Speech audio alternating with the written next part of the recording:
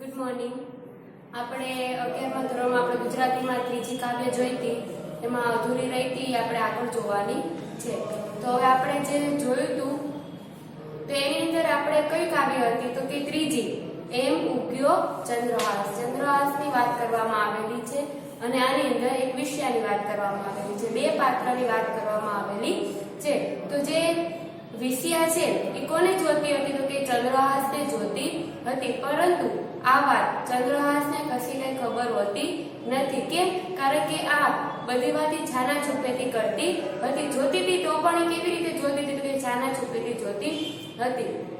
પછી આગળ શું કહે છે તો કે ચંદ્રહાસ પાસે એને જાવું છે. કોને જાવું છે તો કે વિષયાને. ચંદ્રહાસ પાસે જાવું છે, પરંતુ દૂર નજર કરે છે. ચંદ્રહાસ શું કરતા તો એ સૂતેલા હોય છે, અને સૂતેલા હોય અને એની પાસે જાવું છે તો આમ આજુબાજુ નજર કરે છે અને જોવે છે અને કહે છે કે મારી કોઈ સહેલી, મારી કોઈ બેનપણી મને જોતી તો નથી ને, મારું કોઈ ધ્યાન તો નથી રાખતી ને, એવી રીતે જોવે છે. અને પછી ચંદ્રહાસ પાસે જવા માંગે છે અને જાય છે. ત્યારે બાજુમાં કોણ હોય છે? ચંદ્રહાસની બાજુમાં તો કે ઘોડો હોય છે. તો ઘોડો હોય છે તો ઘોડો પછી વિષયા છે એને બીક લાગે છે કે જો હું શાયદ ચંદ્રહાસની પાસે ગઈ અને એની પાસે ગઈ એવું તરત જ ઘોડાએ સંદેશો એના સ્વામીને આપી દીધો હશે તો આપી દેશે તો એવો એને વિચાર આવે છે. તો હવે આગળ એમ થાય છે કે જો વિષયાને તો જાવું છે કોની પાસે તો કે ચંદ્રહાસને જોવા માટે જવા છે, પણ એને કોઈ બીક લાગે છે તો કે ઘોડો કહી દેશે. અને જો ઘોડો કહેશે અને પછી એ જે ચંદ્રહાસ છે એ સૂતેલા હશે અને જાગી જશે અને પછી મને પ્રશ્ન પૂછે કે તમે શું કામ આવ્યા છો, તમારું શું કામ, તો હું શું જવાબ દઈશ, એવો એને મનમાં વિચાર આવે છે. પછી આગળ વાત આવે છે અને આગળ વાત આવતા એને એમ થાય છે કે તો હવે હું ઘોડાને કંઈક, જો વિષયા હતી ને કેવી સ્ત્રી હતી તો કે ચાતુર સ્ત્રી હતી. કેવી હતી? ચાતુર. એટલે એને એક વિચાર કર્યો કે એની કરતા હું ઘોડાને જ મનાવી લઉં. અને ઘોડાને શું કહે છે કે તારું વાન અતિ ઉત્તમ. જો એને ફોલ આવે છે કે શું કહે છે ઘોડો, તારું વાન તો અતિ સુંદર છે, એવી વાત કરે છે. પછી એને આગળ વાત વધે છે અને આગળ એમ કહે છે કે હું તને સોનાથી તારું મુખડું મળી દઈશ. તારું જે સોનાથી શું કરી દે તો કે મુખડું મળી દઈશ. અને પછી શું કહે છે આગળ કે તારી જે ઘોડો છે એની જે બેસી આપણે ઉપર એની જે જગ્યા હોય ને બેસવાની, તો એ શું કહે છે કે એ પણ હું તને સોનાથી મળી દઈશ. એવી વાત કોને કરે છે તો કે ઘોડાને કરે છે. કોણ કરે છે તો કે વિષયા કરે છે. એ વાત કરે છે. પછી આગળ જાય છે આગળ વાત આવતા એમ થાય છે કે એ તો ઘોડાને એને કહી દીધું. પછી હવે એ ધીમે ધીમે ક્યાં જવા માંગે છે તો કે ચંદ્રહાસ પાસે જવા માંગે છે. હવે ચંદ્રહાસ પાસે જાય છે ત્યારે એને જે પગમાં ઝાંઝર પહેરેલા હોય એને પહેલા એ જે ઝાંઝરનો અવાજ આવતો હતો ત્યારે એને ખૂબ જ ગમતું હતું. વિષયાને ઝાંઝરનો અવાજ આવતો એને ખૂબ જ ગમતું હતું, પરંતુ અત્યારે એને કેવા લાગે છે તો કે એને જરીક પણ ગમતા નથી. કેમ નથી ગમતા? હવે ઝાંઝરનો અવાજ આવે છે કારણ કે એ જે ચાલે છે ત્યારે ઝાંઝરનો અવાજ આવે છે અને ઝાંઝરના અવાજથી ચંદ્રહાસ જાગી જશે અને મને કંઈક પૂછશે તો હું શું જવાબ દઈશ, એવી એને મનમાં બીક લાગે છે. એટલા માટે પહેલા એને ઝાંઝર ગમતા હતા અને હવે અત્યારે એને ઝાંઝર ગમતા નથી. તો હવે શું થાય છે કે હવે મને અત્યારે ઝાંઝર ગમતા નથી, તો હવે એને ક્યાં જવું છે તો કે ચંદ્રહાસ પાસે જવું છે. અરે પછી એ ધીમા પગલે કોની પાસે જાય છે તો કે ચંદ્રહાસ પાસે જાય છે, પરંતુ જેને ઝાંઝર પહેરેલા હતા એ પગમાં જરાક ઉપર ચડાવી દે છે. એટલા માટે એનો અવાજ કેવો આવતો કે ઓછો આવશે. એવી રીતે ધીમા પગ માંડીને ચંદ્રહાસ પાસે જાય છે અને બાજુમાં બેસે છે. અને જે ચંદ્રહાસ સૂતેલા હોય છે એમાંથી જે માથાની ચાદર હોય એ જરાક ખોલે છે અને ચંદ્રહાસનું શું જોવે છે કે મુખડું જોવે છે. અને ચંદ્રહાસનું મુખડું જોતા એના મનમાં એ ખૂબ જ ખુશ થઈ જાય છે. કોણ ખુશ થઈ જાય છે તો કે વિષયા ખૂબ જ ખુશ થઈ જાય છે. પછી આગળ વાત આવે. પછી જે વિષયા છે એ જે ચંદ્રહાસ છે એના પગના નખથી માંડીને માથાની ચોટલી સુધી જોવે છે. કોને જોવે છે? તો કે ચંદ્રહાસને જોવે છે. અને પછી હવે આગળ શું બોલે છે એ આપણે હવે જોવાનું છે. પછી એમ કહે છે કે ધન્ય માતાએ એની દિશે કોણે કીધું હશે પુણ્ય. ધન્ય છે એ માતાને, જો શું વાત કરવામાં આવેલી છે કે ધન્ય છે એ માતાને કે જેને આ પુત્રનો જન્મ આપેલો છે. કેમ એવું કહે છે?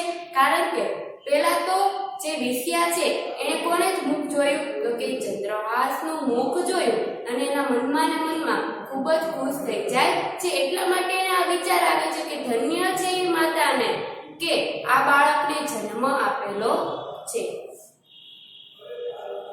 પછી શું કહે છે? હિમ હાડ ગાળિયા સુખ તાળિયા તો એવો હશે તન. જો હિમ એટલે હિમાલય છે. હિમાલયમાં જઈને ખૂબ જ વ્રત કરેલા, તપસ્યા કરેલી હશે, એટલા માટે જ એને આ પુત્ર મળેલો છે. શું કહે છે કે એટલા માટે જ એ માતાને ચંદ્રહાસ જેવો પુત્ર મળેલો છે. હિમાલયમાં જઈને ખૂબ જ એને તપસ્યા કરેલી હશે. જપ તપ વ્રત દેહ દમન એવી તારુણી ઘરના. જો પછી શું કહે છે કે એ માતાએ શું કરેલો છે? જપ કરેલા હશે, તપ કરેલા હશે. અને પછી શું કહે છે કે દેહ દમન એટલે તપસ્યા. દેહ દમન એટલે શું થાય? તો કે તપસ્યા કરવી. કે એ માતાએ શું કરેલી હશે? તો કે તપસ્યા કરેલી હશે. એટલા માટે જ એને આવો પુત્ર પ્રાપ્ત થયેલો છે.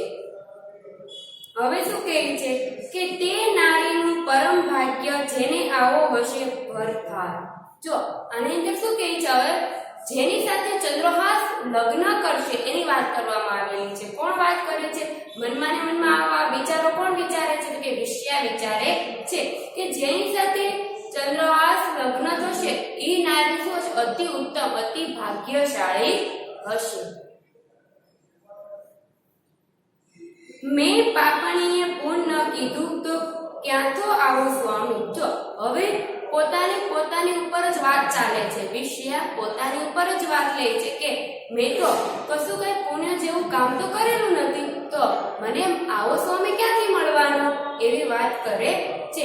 શું કહે છે? મેં તો કશું કઈ પુણ્ય જેવું કામ તો કરેલું નથી, કશું કઈ સારું કામ તો કરેલું નથી, તો મને હવે આ પતિ ક્યાંથી મળવાનો? જો મનમાં ને મનમાં જો વિષ્યાએ મનમાં ને મનમાં વિચારી લીધેલું હતું કે મારે લગ્ન કોની સાથે કરવા છે? તો કે ચંદ્રહાસ સાથે જ કરવા છે. એવો એને મનમાં ને મનમાં વિચાર કરી લીધેલો હતો. પછી શું કહે છે કે જો એમ દુઃખ ધરતી આંસુ ભરતી અને વિષ્યા શોકને પામી. પછી હવે આગળ શું વાત આવે છે? એને મનમાં ને મનમાં દુઃખ થઈ જાય છે અને આંખમાંથી પણ શું થઈ જાય? તો કે આંસુ નીકળી જાય છે. કેમ એવું થાય છે? કારણ કે ચંદ્રહાસને જોઈને પછી એને મનમાં ને મનમાં વિચાર આવે છે કે મારે આની સાથે લગ્ન થશે નહીં. મેં તો એવું કશું કઈ પુણ્ય જેવું તો કામ કરેલું નથી, તો મને ક્યાંથી આવો પતિ, મને આવો ક્યાંથી મારો સ્વામી મારે પ્રાપ્ત થશે? એટલા માટે એને શું થઈ જાય છે? તો કે દુઃખ મનમાં ને મનમાં એને દુઃખ ઉદ્ભવે છે અને આંખમાંથી પણ આંસુ આવી જાય છે.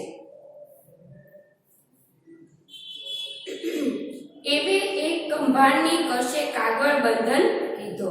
જો હવે શું કહે છે? કંભાળ એટલે જે વસ્ત્ર હોય ને, વસ્ત્ર દોરી, એ વસ્ત્ર એની જે એની નજર ક્યાં જાય છે? કે દૂર જ્યાં પત્ર અથવા તો કાગળ પડેલો હતો ત્યાં નજર જાય છે. કોની નજર જાય છે? તો કે વિષ્યાની નજર જાય છે. અને એ જ્યાં કાગળ છે ત્યાં એની નજર જાય છે. અને કેવી રીતે બાંધેલો? તો કે વસ્ત્રમાં બાંધેલો હતો.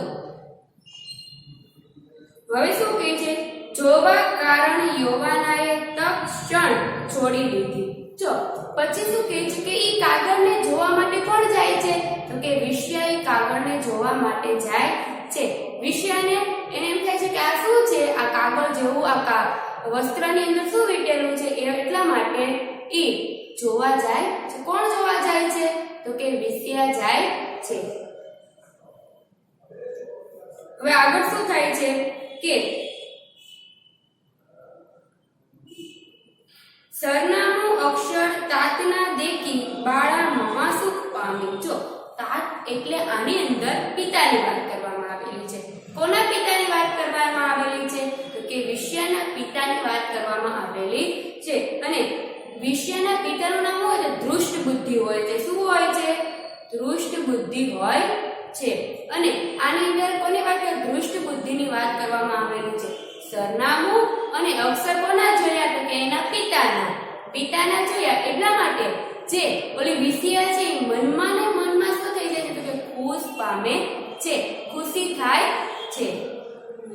જોઈએ આપણે કેમ એને ખુશ થાય છે એ હવે આપણે આગળ જોવાનું છે.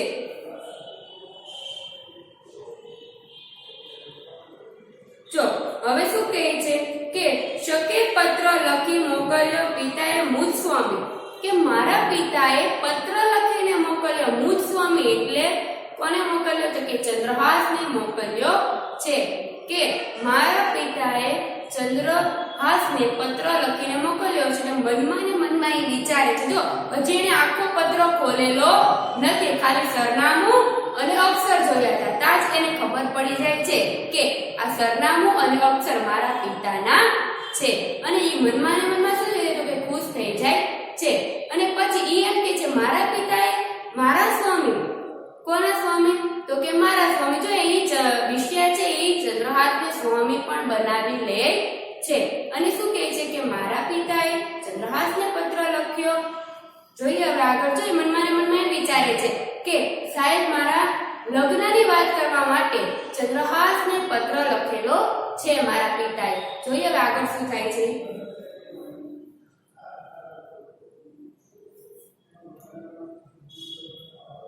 હવે શું કહે છે કે સર્વસ્થિત શ્રી કૌતુમપુર સ્થાને મદન કુંવર બળવત. જો આની અંદર શું કહે છે કૌતુમપુરમાં ઈ કોણ રહેતું હતું તો કે મદન કુંવર. મદન કુંવર તમને સંદેશો આપશે. કોને આપશે તો કે ચંદ્રહાસને. જે એના પિતાએ જે કાગળમાં લખેલું હતું એ કોણ લેશે તો કે ચંદ્રહાસ તમારે લેવાનો છે. હવે શું કહે છે કે અહીં ચંદ્રહાસને મોકલ્યો છે તે પત્ર લેજો ગુણવંત.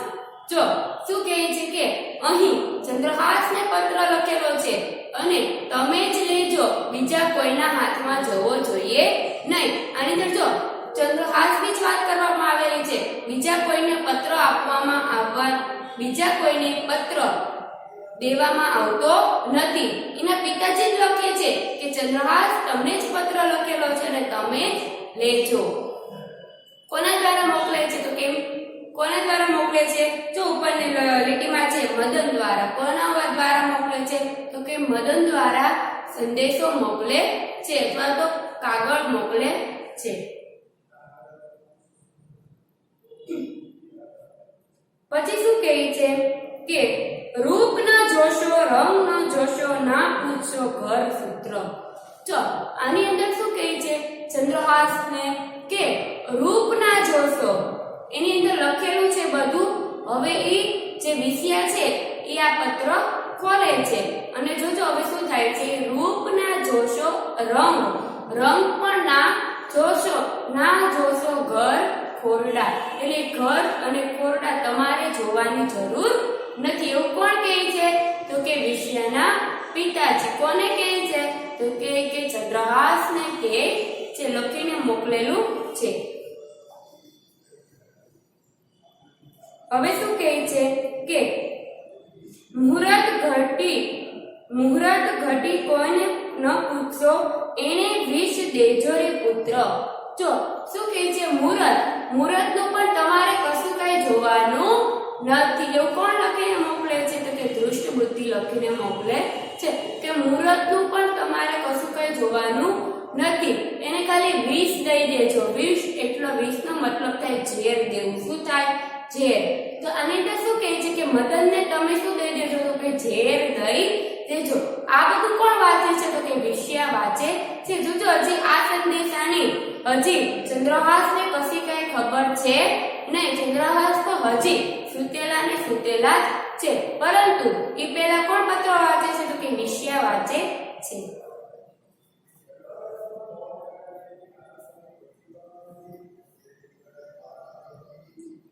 જો હવે શું કહે છે વાંચી પત્રને વિષયા બોલી ત્રાહે ત્રાહે ત્રિભુવનનાથ. જો આ પત્ર કોણ વાંચે છે તો કે વિષ્યા વાંચે છે અને ત્રાહે ત્રાહે ઈ શું બોલે છે કે હે ઈશ્વર, હે મારો નાથ, એવો એના મોઢામાંથી એવો આ અક્ષર નીકળી જાય છે, હે મારો નાથ, હે મારા ઈશ્વર. કેમ? કારણ કે પોતાના ભાઈની મદન છે એ વિષ્યાનો ભાઈ છે એની વાત કરવામાં આવેલી છે કે જે મદન છે એ કોનો ભાઈ હતો તો કે વિષ્યાનો ભાઈ હતો. અને વિષ્યા અને મદન એના પિતા કોણ હતા તો કે દૃષ્ટબુદ્ધિ હતા. કોણ હતા? દૃષ્ટબુદ્ધિ. અને આ પત્ર કોણ લખે છે તો કે દૃષ્ટબુદ્ધિ લખે છે. વિષ્યાને સાથે વિષ લખાયું શું કપાયા જોઈએ હાથ. જો આની અંદર શું કહે છે કે વિષ્યાની જગ્યાએ મારા પિતાશ્રીથી શું લખાઈ ગયું હશે? શાયદ મારા પિતાશ્રીથી લખતા ફેરી હાથ ધ્રુજતા હશે, એટલા માટે એને વિષ્યાની જગ્યાએ શું લખાઈ ગયું હશે તો કે વિષ લખાઈ ગયું હશે. કે જો શાયદ મારા પિતાશ્રી આ કાગળ લખતા હશે અને આ કાગળ લખતા એનો હાથ શું થતો હશે તો કે ધ્રુજી જતો હશે, એટલા માટે એને વિષ્યાની જગ્યાએ વિષ લખાઈ ગયું હશે એવું મનમાં ને મનમાં કોણ વિચારે છે કે વિષ્યા વિચારે છે.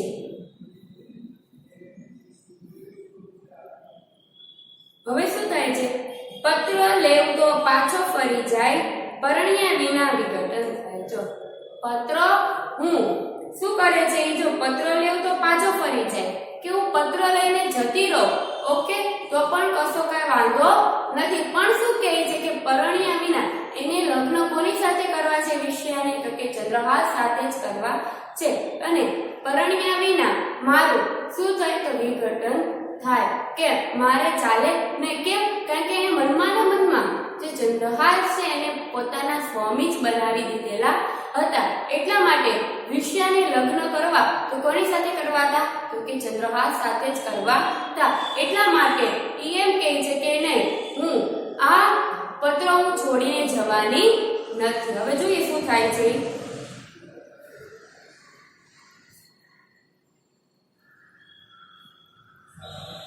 અક્ષર એક વધારું એ માહે વિષની કરું વિષ્યાય. જો અને હું આની અંદર વિષ લખેલું છે એની જગ્યાએ હું એક અક્ષર વધારી દઉં, હું મારી જાતે જ એક અક્ષર વધારી દઉં તો એમાં કશું કઈ થવાનું નથી, એવો એ મનમાં ને મનમાં વિચાર કરે છે. એટલા માટે વિષ જ્યાં લખેલું છે એની બાજુમાં શું કરી નાખે છે તો કે યા કરી નાખે છે. યા કરી નાખે એટલે શું થઈ જાય તો વિષ્યા થઈ જાય છે. જો મેં તમને પહેલા જ કીધેલું હતું કે વિષ્યા કેવી સ્ત્રી હતી કે ચતુર સ્ત્રી હતી, ચાતુર સ્ત્રી હતી. એટલા માટે એને વિચાર આવે છે જો વિષ કરું તો પછી કશો કઈ ફાયદો થવાનો નથી, વિષ છે તો. અને પછી એની જગ્યાએ વિષની જગ્યાએ ખાલી બાજુમાં યા કરી નાખું તો વિષ્યા થઈ જાય. હવે શું કહે છે કે એક નેત્રનું કાજળ કાઢ્યું, બીજા નેત્રનું નીર. જો એક નેત્ર એટલે એક આંખમાંથી શું કાઢે છે તો કે કાજળ કાઢે છે અને બીજા આંખમાંથી પાણી અથવા તો આંસુ કાઢે છે અથવા તો જળ કાઢે છે. અને બીજા આંખમાંથી શું કાઢે છે તો કે જળ કાઢે છે. જો હવે શું કહે છે? તરણાવતે લખ્યું તારુણી ઘરી હૃદયે મધરે ધીરે. જો હવે આની અંદર શું કહે છે કે જે ખડીઓ હોય ને, ખડીઓ પહેલાના જમાનામાં ખડિયાથી લખવામાં આવતું હતું, તે એની અંદર આની અંદર વાત કરવામાં આવેલી છે કે ખડીઓ લઈ અને એક આંખમાંથી એને કાજળ કાઢ્યું અને બીજી આંખમાંથી જળ કાઢ્યું અને પછી તે ધ્રુજતી ધીમે ધીમે હાથ ચલાવીને એ શું લખતી હતી તો કે યા લખતી હતી. વિષ્યાની બાજુમાં શું લખતી હતી તો કે યા લખતી હતી. ધીમા હાથે એના હાથ ધ્રુજતા હતા અને ધીમા ધીમા હાથે એ ખબર ના પડે એ માટે વિષની જગ્યાએ યા કરતી હતી. હવે શું કહે છે જોઈએ આપણે. નારદ કહે સાંભળ રે અર્જુન, કરતા કરતા અવિનાશ. જો સાંભળ અર્જુન કે અવિનાશ કરતા કે જે આપણે જે પૃથ્વી લોકમાં, જો આ વાક્ય કોણ બોલે છે તો કે કોણ બોલે છે કે નારદ બોલે છે. કોને કહે છે કે તો કે અર્જુનને કહે છે જો આપણા એક જે પૃથ્વીલોક છે એની અંદર તો શું કહે છે કે પૃથ્વીલોકની અંદર કે અવિનાશ કરતા એક બચી ગયું છે કેમ કારણ કે જો ચંદ્રહાસથી એના દૃષ્ટિ બુદ્ધિ છે એને ચંદ્રહાસે પત્ર લખેલો હતો કે કોને મારવાની વાત કરવામાં આવેલી કે પોતાના પુત્રને જ મારવાની વાત ઝેર આપી દેવાની વાત કરવામાં આવેલી હતી અને જો એ શાયદ માની લો તમે કે આ જે પેલા વિષય જોયું ના હોય ઓકે આ પત્ર પેલા ના જોયો હોય તો પછી ગમે ત્યારે તો ચંદ્રહાસ જોવાના જ હતા અને ચંદ્રહાસ જોવાના હતા એ પત્ર અને પછી જે લખેલું હતું એ એને કરવાનું જ હતું પરંતુ ચંદ્રહાસ પેલા પત્ર પણ જોઈ લે છે કે વિષય જોઈ લે છે એમાં સુધારો કરી નાખે છે જો પરંતુ જે વિષય ના જોયો હોત અને ચંદ્રહાસે પેલા જોયો હોત તો એ જે મદન છે એને શું કરવા તો કે એનું મૃત્યુ થાય પરંતુ એ વિષયે શું કરી દીધું તો કે એમાં